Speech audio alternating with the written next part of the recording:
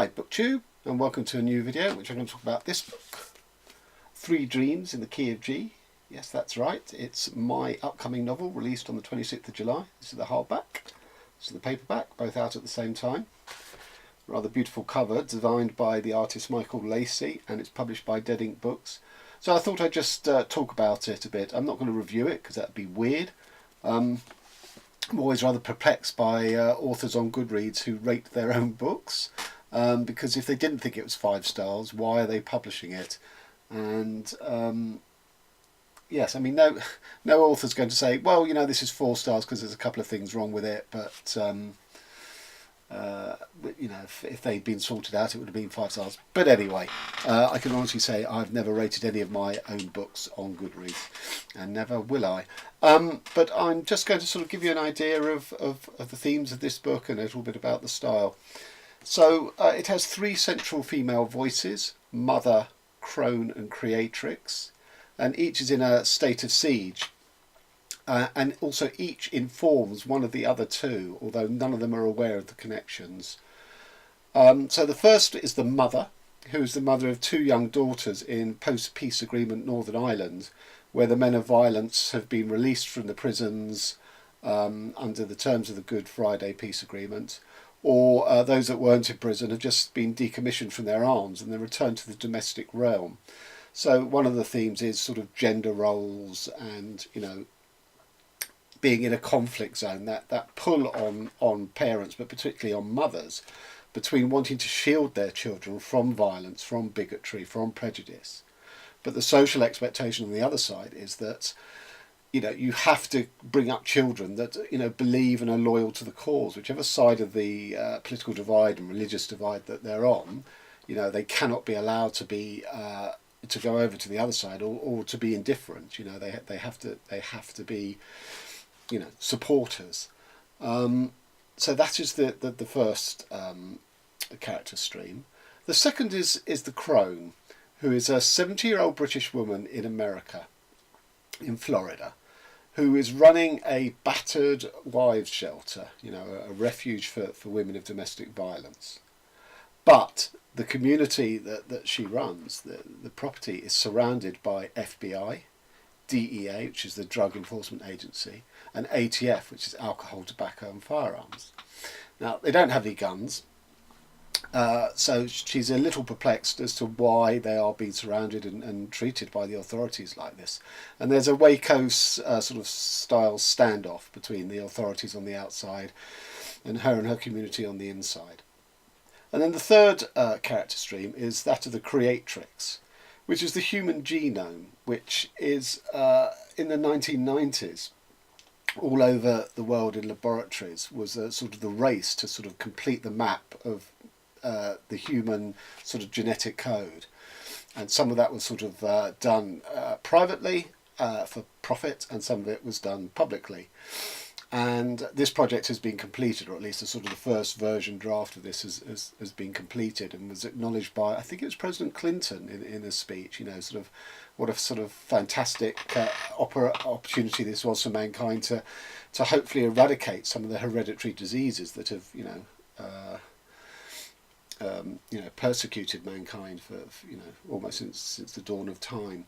But the human genome, in my story, is given voice or has a voice, even though we are all human genomes or the product of human genomes, and it challenges us for that we need to look closer to home for the answers that we seek, because not only are we looking to sort of, you know, cure these hereditary illnesses, but the inevitable sort of, you know, slightly more sinister things such as, you know, is there a gene for left-handedness? Is there a gene for art and creativity? Well, you know, they're not too sort of menacing, but then it sort of develops into, well, is there a gene for violence?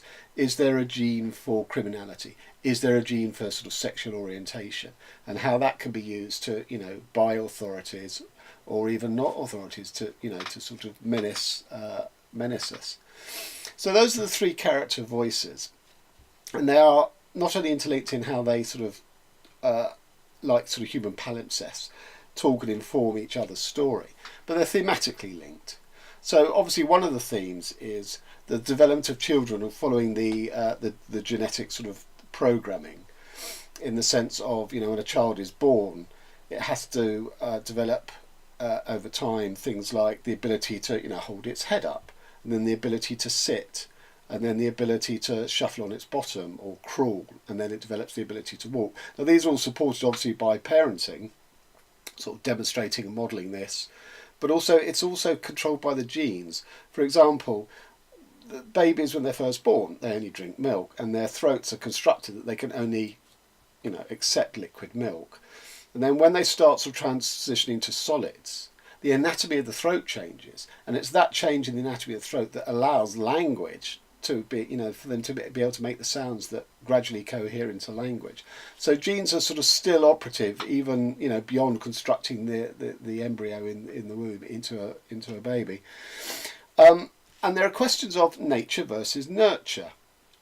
So that if you think back to your own experience of, how did you learn to read? How did you learn to write? Well, obviously these were supported by teachers, by parents and stuff. But there is a genetic element, say, behind language, in that we seem to be hardwired for grammar, for syntax. And what we have to develop through being shown is how to enunciate sounds, how to form words, how then to put words together in sentences, and that is our communication. But then beyond that, at school, you're taught to write sentences. So the first thing is an imitative thing about just mimicking the sounds that your parents make of words. So you learn words and the sound of words long before you know how to spell them. So the way language is acquired is a mixture of nature and nurture. But my book sort of goes on to sort of play around with that, really, in what the human genome sort of posits, is that our language is 26 letters long. The human genome, which chemically speaking has 4 letters. The letters are the 4 chemical bases that are in sequences and repeated in DNA, and that is AGCT, so adenine, guanine, cytosine, and thymine. So you just, when sort of, forensic scientists are looking at people's DNA for, crime solving or whatever, it's just these chains of these 4 letters in various combinations, just over and over and over again. And the human genome goes, well, I only need 4 letters, and I construct, every creature known, on planet Earth, this sort of infinite sophistication, which far dwarfs the 26 letters that you have. And the genome is sort of chiding us about, if we used our creativity and our imaginations to, to think beyond these questions of hereditary disease and is there a gene for criminality and all that sort of stuff, then maybe we can better approach ourselves.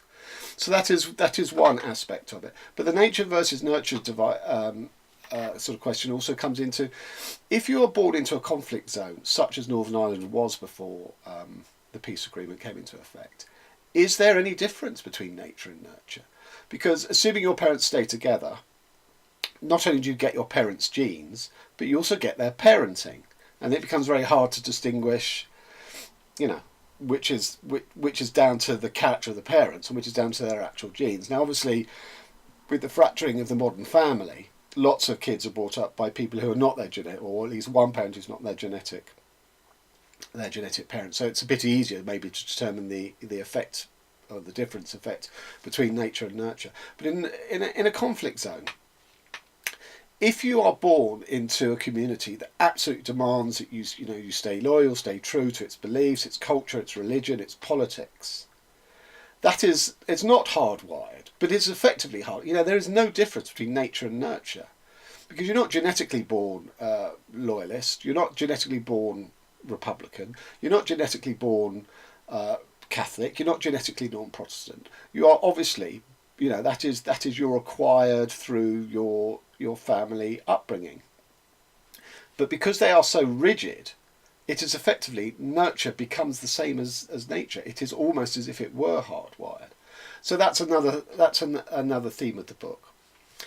Then there's a theme about sort of I've talked about the gender relations of the mother and her husband in Northern Ireland, but there's also the gender relations in a sort of more philosophical or metaphysical realm that I explore. In that the crone, she initially, before she started the Batters Wise community, she had this plan to completely overthrow the system of unified weights and measures that we use, which is called the SI, the Systems, I think, Integrated, whereby there are 7 different measurements across 7, different fields of measures.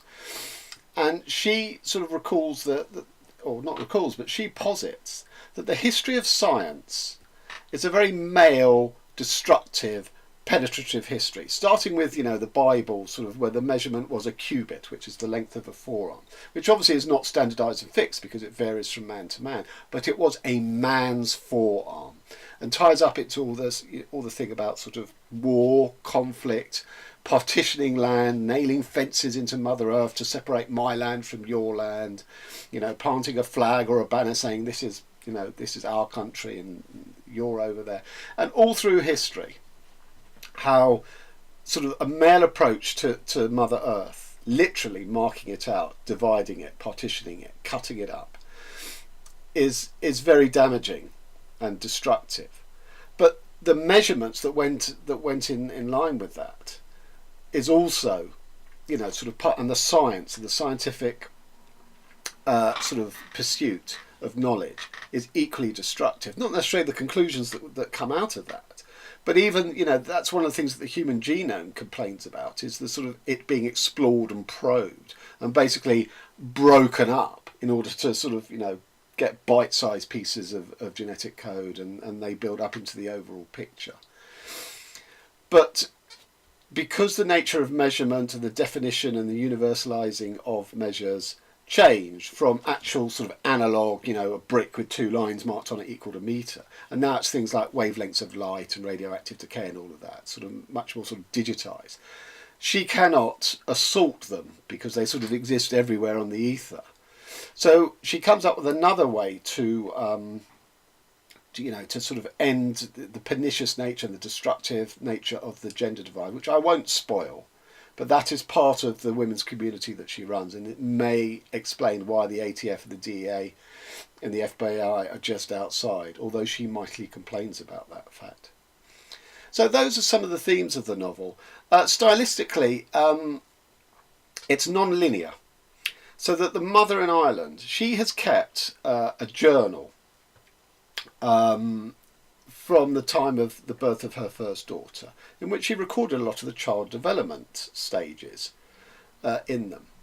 So that when her second daughter comes along, she goes back to refer to it, for sort of pointers and remember. Because one of the things about rearing children is that as the child moves on to the next developmental stage, the parent kind of purges all the data from the previous ones because it's no longer needed. It's like you need the headspace in order to take on the next developmental stage. So this journal provides a useful, sort of aid memoir for the mother in how she approaches bringing up the second daughter.